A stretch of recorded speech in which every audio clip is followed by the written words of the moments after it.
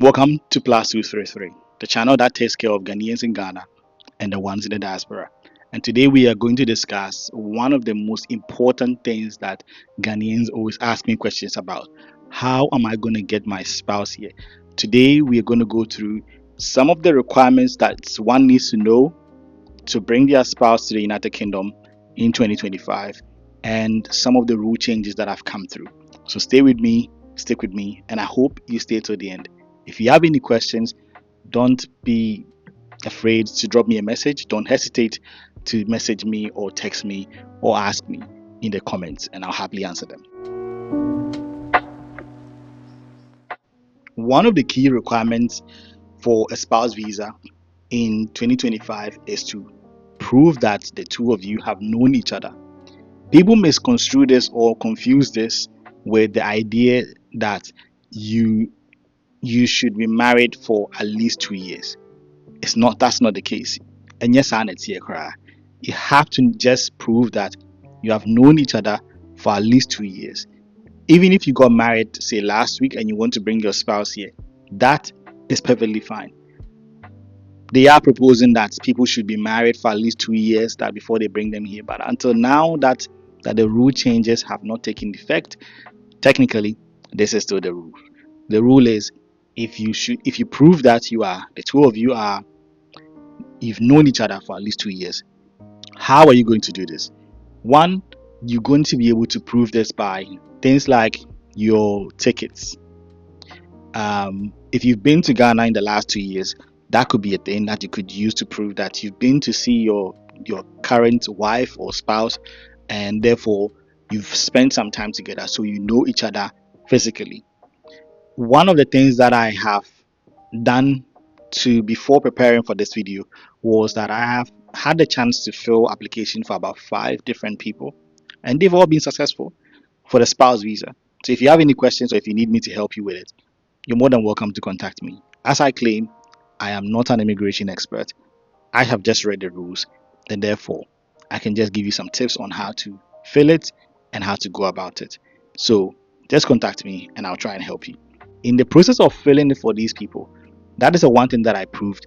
And how I proved it was by one, adding a plane ticket details that showed that this person has been to one of them had been to another country to see each other in the last 2 years or in the last 4 years or so, even if it was like 4 years ago. Or even if you came from Ghana and you've not been to Ghana since, that is still enough information that you might have known this person before you relocated to the United Kingdom. So if you can prove that by maybe showing a passport stamp or something like that, that could also suffice.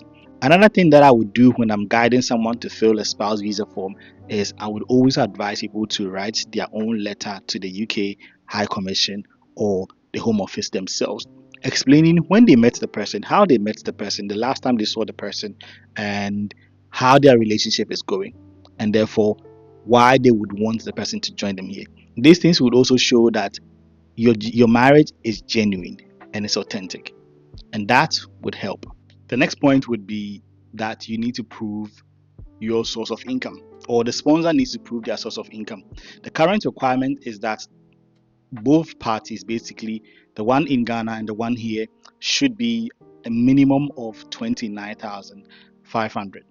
This might possibly go up in the near future, but that's the current situation. The 29,000 necessarily does not need to come from one source of employment. It could come from a multiple source of employment. It could come from the fact that you have a main job and a part-time job, and therefore when we add up all these amount of money, it comes to this amount. What you would need from your employer would be a letter addressed to the UK Home Office stating your job title, how much you earn annually, and also um, basically if your job contract is a permanent one, if it's a fixed term contract, or if it is you are a bank staff, or if it's a 0 hour contract as they call it. If you have multiple employments, you get the same letter from all these people. The other thing that you would require is you would need to print out your pay slips from these employments, all of them. You need to add all of them. In one of the applications, the person had 2 jobs, one full-time role and one part-time role. The full-time role was 35 hours, and then the part-time role was a 20-hour job. And between the two jobs, it was taking this person to over £40,000. So when the question was asked, what is your annual income, or what is your sponsor's annual income, the person was able to put over £40,000 or £40,000 on the application, because between the two jobs, that is what his annual income was. Also, the other thing that I suggested that this person should do was that his wife who was in Ghana at the time would also show some statements as well. So she also brought some bank statements as well that would add up to it, because she was a trader. She was making some money as well. Um, the lucky thing for the two of them was that his wife in Ghana, although was a trader, had a business bank account. So she got a tax receipt or tax revenue report from Ghana in Inland Revenue or something like that, to add it to it to prove that she pays taxes. If you don't have anything like that, or if you don't show that you pay taxes, my advice is then don't go and add your business bank accounts to it.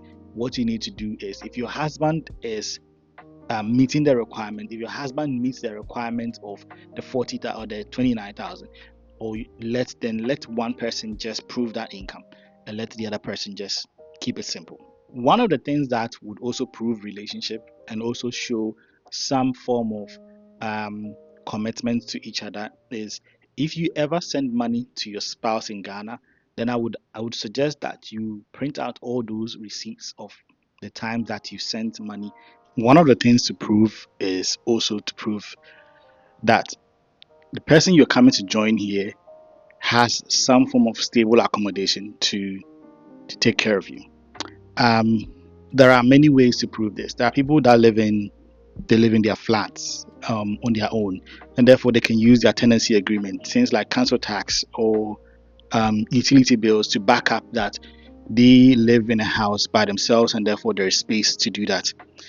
Some people suggest that you pay for an environmental inspector to come and check the number of rooms in your house and check the space and give you a report to add it up.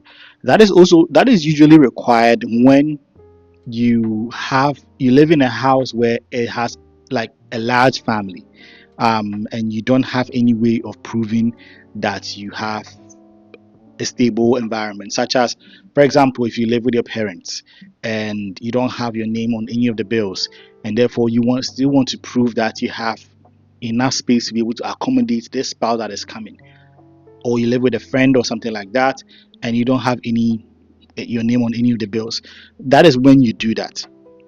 It is not an absolute requirement. It is something that looks good if you do it. So some people, just even though people live on their own, they sometimes still do this, which helps. It goes a long way to help. But at no point in the rules that is done, or the Home Office rules, that it stipulates that you should do this. So this is another thing. In most cases, people add council tax, water bill, electric bill, or Wi-Fi, stuff like that, to prove that they live at a particular place. Even your GP letter could also prove that you live at a particular place. See, for example, if you're living with your friend that is renting a space, then I would suggest that you would also get something to back it more up than just that, because what is to prove that you actually live there? What is to prove that the letting agency that is offering this place actually knows that you live there? So let me know what followed. If you have any questions about that, just let me know. One thing that I will let you know in advance is that if the person is coming from Ghana, your spouse is coming from Ghana, the Home Office will always make the charges in dollars. For some reason, I do not know. If you know how they should charge it in pound sterling, please let me know, because it makes life simpler for whoever is applying. In all the applications that I've done, they will charge in dollars, and therefore you would, if you pay it, even if you pay it here, you pay it with a card in pound sterling, they will charge in dollars, and therefore your card company might also charge you in they might charge you non-sterling transaction fee. So they charge in dollars, and then you would pay for the full application fee and the NHS self charge. I will put a link in the description that will take you to the government website of the prices that you're supposed to pay for the NHS, and also the application fee for the spouse. The question is, how long does the application take, or how long should you expect to get your response back? The normal route is that it would take up to 12 weeks. In some cases where I've helped people to apply for these things, they got their response in way less than 12 weeks. Some got it in 8 weeks, some got it in 6 weeks. I actually know of someone who got their response back, and they all got it. They all got it though. They all got it back. Some got it back within. I think the last one that I did, the person got it back in 1 month and 4 days. But the one thing that they always do now is that now they give you an e-visa. So the visa lasts for 90 days. If you don't leave the country within 90 days, you would have to apply for an extension, and therefore you would need to pay for that extension. So they give you a visa for 90 days, which basically means you need to be arrive in the United Kingdom and apply for your NI within the 90 days. So that is one thing that you need to look out for. One of the things that your spouse coming from Ghana needs to prove is to prove their knowledge of English. Um, a lot of people make it seem really daunting and scary. Yes, it's not so scary. If you can speak basic English and be able to understand basic English, then that is all you need. When you get there, they just need you to prove a little bit. Your score, I think you need to get a really low score. I think it's about 4.0 out of 10. That's what you need as the average to be able to pass, to come through. That is something that you need. So if you contact the British High Commission in Ghana, they will be able to tell you what sort of visa I think you need it's more of a general kind of um, visa English test that you need to do. It is not the academic one. I remember when I was coming to England, when I was moving here permanently, one of the things that I made a mistake on writing, I wrote the academic one by mistake, which was good. It was really, really helpful. So when I was doing my renewals and all that stuff and I was getting my citizenship, I didn't need to write again because I passed the academic one, and apparently I didn't study for it. So I got an 8.0 by without studying. So which was really interesting. But who knows what you might get. So just try and get that because that is important. You also, your spouse coming from Ghana would need to do a tuberculosis test. The tuberculosis test is only valid for, I think it's about 3 months period. So they need to do it closer to the time that you're about to do your submission. So that it would still be valid. If they do it more than 3 months before you do the submission, it will not be valid anymore by the time the caseworker gets your stuff. Another thing is you would need your spouse in Ghana would need, or you, the person here, if you have any photos together, you need to print it out and add it all to the documents. In terms of how to apply, um, I cannot really teach you how to apply on. I can tell you what the requirements are, but I cannot really teach you how to apply. So I would leave a description of how to get to the application section and all that stuff. But if you need some guidance on it, just drop me a text or find me on any social media as 233 experience, and I will definitely do my best to help you on TikTok, Instagram. If you drop me a message, I'll do my best to help you and guide you on that one. So I hope the video has been very informative and you've learned something from it and you found out how you'll be able to do this application without worrying that you'll be refused, because I know it costs a lot. It just so it costs a lot for you to apply for something like this, ANT. So if it goes bad, you will feel really bad. Um, as far as your relationship is genuine, everything should be fine. So let me know how you found the video. I hope you share it with people that you know that might want to go through a process like this. I hope you stay with me and subscribe and like and share, and I'll be bringing you more videos like this. This is the only channel that is dedicated for Ghanaians and Ghanaians in the diaspora. Stay with me, and I thank you for watching. Thank you. Bye bye.